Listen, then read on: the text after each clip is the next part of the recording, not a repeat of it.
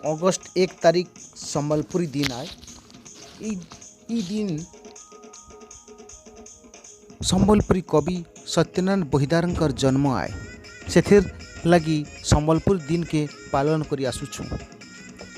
तांकर ना के मने रखबार लगी सेथिर लगी और संबलपुरी भाषा साहित्य के मने रखबार लगी संबलपुरी दिन पालित ही आसुछि। विशेष करी कवि सत्यनारायण बहिदारकर जन्म दिन थी यह पालन करुथिबारु पश्चिम ओडिशावासी बेस कृतज्ञ आए। कवि सत्यनारायण बहिदार संबलपुरी भाषा साहित्यर जनक भावे बेस परिचित है। से सिद्धेश्वर की धर्म संसद प्रतिष्ठाता और प्रथम सभापति थे।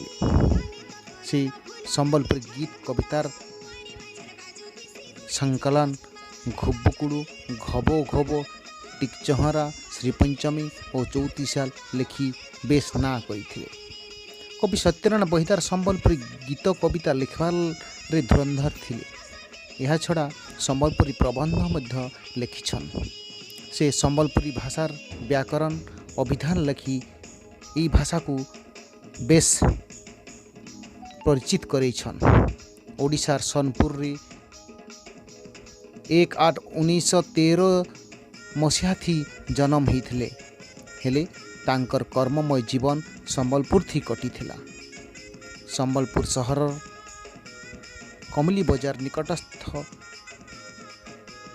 निकपा कुटीर से अति साधारण और सरल जीवन यापन करथिले। से जने आदर्श शिक्षक भाव बेस परिचित आए।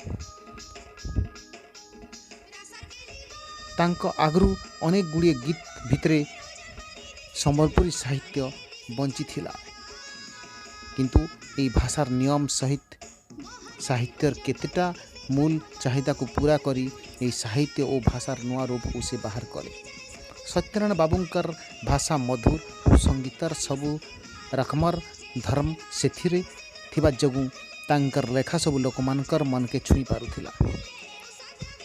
गाँ गहली रे लोक माने कहूथिबार संबलपुरी भाषा के से तांकर लेखा थी स्थान दौथिले। से ई भाषार मूल रूप और बहादुरी को लोकों को देखाई पारिथिले। सेथिर लगी से आज बेस परिचित है। ओडिया भाषार प्राबंधिक शशिभूषण राय कवि भाषा संपर्क में कहिछन वास्तविक कविता गुड़िक अति प्रांजल ललित और उच्छ्वासमय।